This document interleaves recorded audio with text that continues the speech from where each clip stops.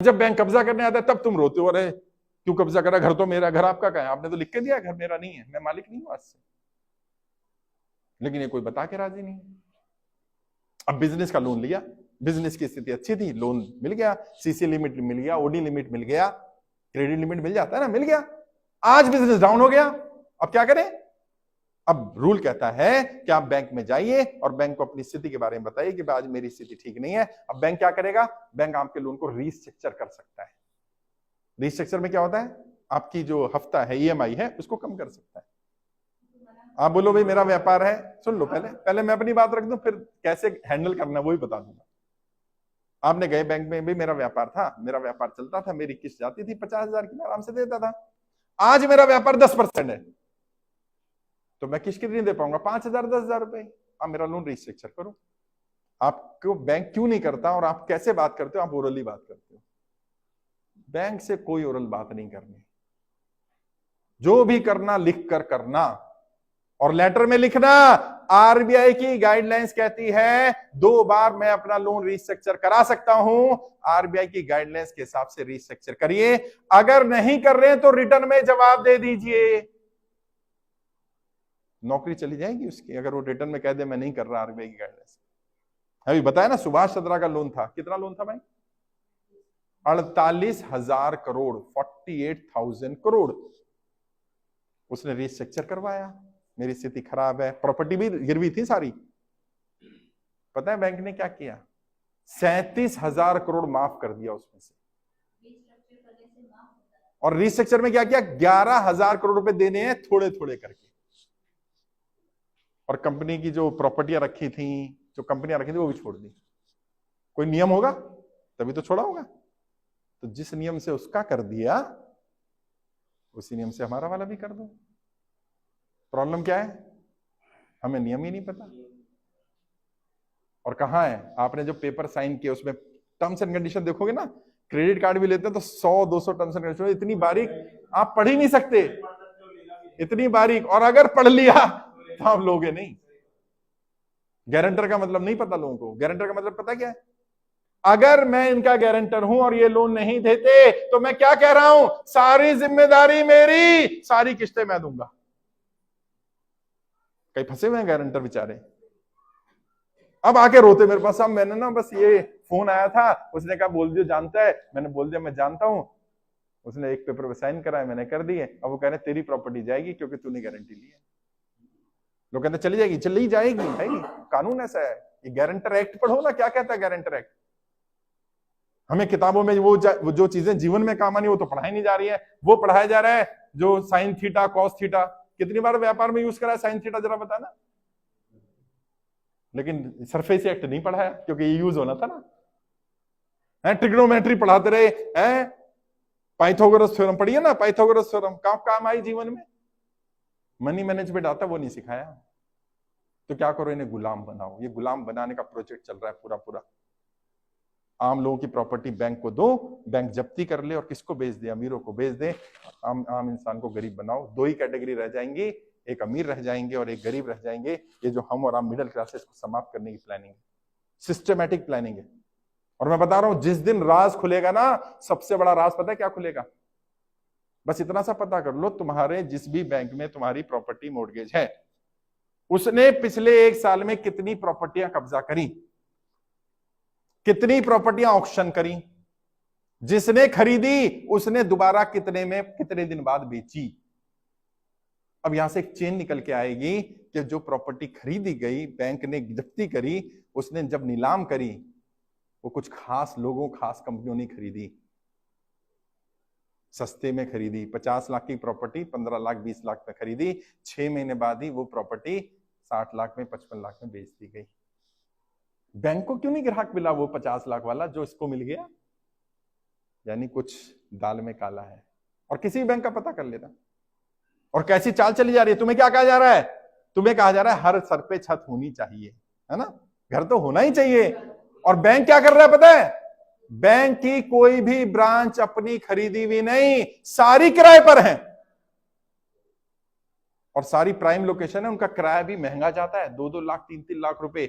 अगर हमें तो कहा जाता है जितना किराया दोगे उतने की किस्त बनवा के घर अपना कर लो। अबे गधे, तू जो सलाह मुझे दे रहा है वो खुद क्यों नहीं कर रहा? क्योंकि वो समझदार है, वो पता है फंसने वाला धंधा है, इसमें नहीं घुसने का। जो बैंकर हैं, मुझसे नाराज है वो बैंक वाले लोग। बैंक वाले लोग क्रेडिट कार्ड यूज नहीं करते। एक बैंकर है, मेरा मित्र है, अच्छे बैंक में।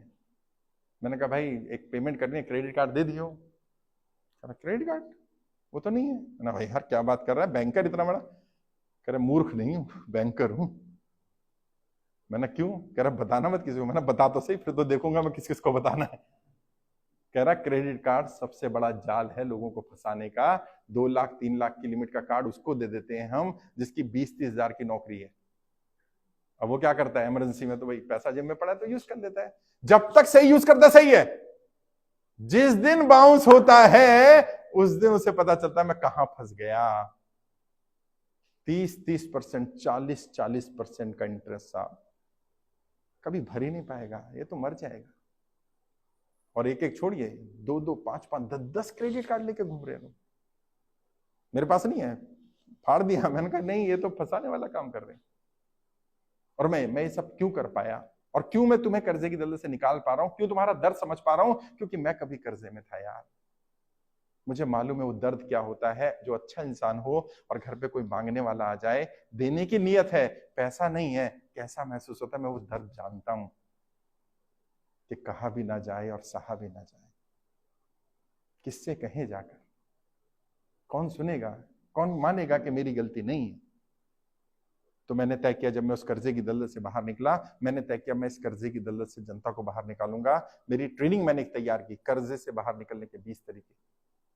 वो ट्रेनिंग पेड होती थी, व्यापारी को देता था, फीस होती थी 5,000 रुपए, फ्री कर दी। और उससे लाभ ये हुआ कि लगभग 20 लाख लोगों ने ट्रेनिंग अटेंड की। और इस सरकार ने, तानाशाही सरकार ने क्या करा, वो यूट्यूब चैनल ही बंद कर दिया। क्यों सिखा रहा है तू इनको कर्जे से बाहर निकलना? अरे तुम्हारा पैसा नहीं ले रहा यार, मैं उस व्यक्ति को गाइड कर रहा हूं, बेटा फंसना मत, फंस गया तो ऐसे ऐसे निकल जाओ, मैं भी ऐसे निकला हूं। नहीं, तुम नहीं सिखा सकते, बताओ। ये आजादी, ये डेमोक्रेसी है, ये तानाशाही है। और मैंने रामला मैदान से, आप में से कोई पता नहीं रामला मैदान आया कि नहीं आया? कितनी संख्या थी, कितने लोग थे वहां पर भाई? 2.5 लाख लोग थे साहब, पैर रखने की जगह नहीं थी वहां। मैंने वहां से भी कहा था, मैं फिर कह रहा हूं, मैं नहीं चाहता कि मुझे किसी नेता के खिलाफ बोलना पड़े, किसी पॉलिटिकल पार्टी के खिलाफ बोलूं। हमारी किसी नेता किसी पार्टी से लड़ाई नहीं, लेकिन अगर ये नेता सुधरेंगे नहीं, अगर ये पार्टियां यही सब करते रहेंगी कि जाति धर्म में लड़ाते रहो और इन्हें यूज करते रहो, इनका वोट लेते रहो, तो अब ये ज्यादा दिन चलने वाला नहीं। फिर आपके बीच में से, जनता में से जनता के प्रतिनिधि चुने जाएं, और असली डेमोक्रेसी तभी आएगी। अभी सुबह हम गाड़ी में आ रहे थे, राजेश जी ने कहा सर बहुत बढ़िया है, असली डेमोक्रेसी तभी आएगी भारत में जब जनता नेता बने, जनता चुनाव लड़े। अभी जनता नहीं, नेता चुनाव लड़ रहा है, जनता को आना पड़ेगा। और तुम्हारे बीच में से तुम्हारा कोई साथी, तुम्हारा कोई भाई लेके आएंगे जो कर्जे में हो, कि भाई ये तुम्हारी आवाज उठाएगा सदन में, क्योंकि तुम्हारे सांसद तो नहीं उठाएंगे। गुजरात के सभी 26 सांसदों को हमने पत्र भेजा, क्या मांग करी? भाई आप जनप्रतिनिधि हैं, सदन में ये मुद्दा उठाओ ताकि पता तो चले इतने लोग परेशान हैं। एक ने भी जवाब नहीं दिया, सोचिए, एक ने भी नहीं। और अहमदाबाद ईस्ट, जहां से ये हमारे लोकसभा प्रभारी भी हैं राजेश्वर जी, वहां गए तो सांसद पता है क्या कहता है? कहता है भाई मैं जनता की कर्जा माफी के लिए सांसद नहीं बना, और अगर तुझे इतना हमदर्दी है जनता से तो तुम सदन में जाओ और खुद कर लो जनता का कर्जा माफ, मैं तो नहीं करूंगा। बताइए क्या एटीट्यूड है? अरे भाई मित्रों ने तुम्हें पैसा दिया, मान लिया, जनता ने भी तो वोट दिया यार, जनता की इतनी तो बेइज्जती मत करो। है ये तो हमारी गुलाम है, ये तो हमारे हिसाब से चलेगी। लेकिन जिस दिन जनता समझ गई, जिस दिन जनता का भेजा फिर गया कि एक बार इनको सबक सिखा लो जरा। और कई बार होता है, बार बार जीत करना एक अहम आ जाता है, एक गुरूर आ जाता है कि ये जनता कीड़े मकोड़े हैं, ये क्या कर लेंगे, तो एक बार झटका दे दो कि समझ में आ जाए कि जब ये कीड़े मकोड़े अपनी असली ताकत समझते हैं तो ये सत्ता पलट देते हैं। मेरी किसी नेता किसी पार्टी से लड़ाई नहीं है, लेकिन उन्हें सुधरना पड़ेगा, या तो जनता कर्जा माफ कर दे। और मैं कह रहा हूं तुम्हारे यहां भी आएंगे, चुनाव आने वाला, नेता आएंगे, एक ही सवाल कर रहा हूं, भाई साहब जनता का कर्जा माफ करोगे कि नहीं करोगे? बस अगर वो कहे करूंगा उसका साथ देना, बोले नहीं करूंगा, बोलो तू कौन मैं कौन, हम भी साथ नहीं देंगे। सिंपल, किसी पार्टी का हो, हमें कोई फर्क नहीं पड़ता। जो जनता के साथ नहीं है, अब जनता को उसका साथ नहीं देना। देश की जनता मरती रहे, व्यापारी मरते रहे और मैं चुपचाप बैठा रहूं, ये नहीं होने वाला भाई। हम तो काम करेंगे, कर रहे हैं, लगातार काम कर रहे हैं, लोगों को अवेयर कर रहे हैं। और देखो हमारे इस काम के कारण ही क्या हुआ, पिछले लगभग 18-20 महीने में 2 लाख से ज्यादा लोगों को हम आत्महत्या करने से रोक चुके हैं साहब। ये बड़ी अचीवमेंट है। जहां भी जाता हूं ना, 2-4-5 लोग मिल जाते हैं, कहते साहब आज जिंदा हूं तो आपकी वजह से हूं, आपकी वीडियो सुन ली थी वरना आज दुनिया में नहीं होता। यही मेरी अचीवमेंट है। और मैं आपसे भी कह रहा हूं, देखो मैं आज यहां आ गया वडोदरा में, मैं तुम्हारे घर तुम्हारे मोहल्ले में तो नहीं आ सकता, तुम जा सकते हो। बस इतना सा काम कर लो, तय कर लो मेरे मोहल्ले में कोई व्यक्ति कर्जे के कारण आत्महत्या नहीं करेगा। बस इतना तय कर लो। किस जाति का किस धर्म का मुझे मतलब नहीं, अपने इधर 50 घर, इधर 50 घर, इधर 50 घर, इधर 50 घर तय कर लो, सबसे मिलो, बोलो भाई कोई कर्जा हो, परेशानी हो, दिक्कत हो तो बता दियो। कर्ज मुक्त भारत अभियान चल रहा है देश में, अभियान निःशुल्क है, कोई गलत कदम मत उठाना, एक आदमी तेरी लड़ाई लड़ रहा है, संदेश पहुंचा दो उस तक बस। पता नहीं किसका जीवन बच जाए। तुम्हारे व्हाट्सएप में, कॉन्टेक्ट्स में जितने व्हाट्सएप ग्रुप्स हैं, पता है क्या समस्या है, लोगों की गाड़ी दिखती है, घर दिखता है, फैक्ट्री दिखती है, लगता है अच्छा कमा रहा होगा, पता नहीं कितना परेशान होगा। बस व्हाट्सएप पे एक मैसेज डाल दो, क्या देश में कर्ज मुक्त भारत अभियान चल रहा है, अभियान निःशुल्क है, अधिक जानकारी के लिए गूगल पे सर्च कर कर्ज मुक्त भारत अभियान, कोई गलत कदम मत उठाना। मुझे मैसेज मिला, मैंने आगे भेज दिया, बस। ये भी बताने की जरूरत नहीं मैं जुड़ा हूं। पता नहीं किसका जीवन बच जाए, पता नहीं कौन व्यक्ति ऐसा हो जो परेशान हो रहा हो, टेंशन में हो रहा हो और वो कहे यार नहीं, एक आदमी कह रहा है तो सुन लीजिए इसके। मैं यही कर सकता था, मैं यही कर रहा हूं। मैं कोई सरकार में नहीं, मैं कोई नेता नहीं हूं, मैं कोई सांसद विधायक नहीं हूं, मेरे लोग सत्ता में नहीं है, मैं ज्यादा नहीं कर सकता। कई लोग मुझसे उम्मीद करते हैं कि आप बहुत कुछ करिए, ये भी कर दीजिए, भाई मेरी भी लिमिटेशन है।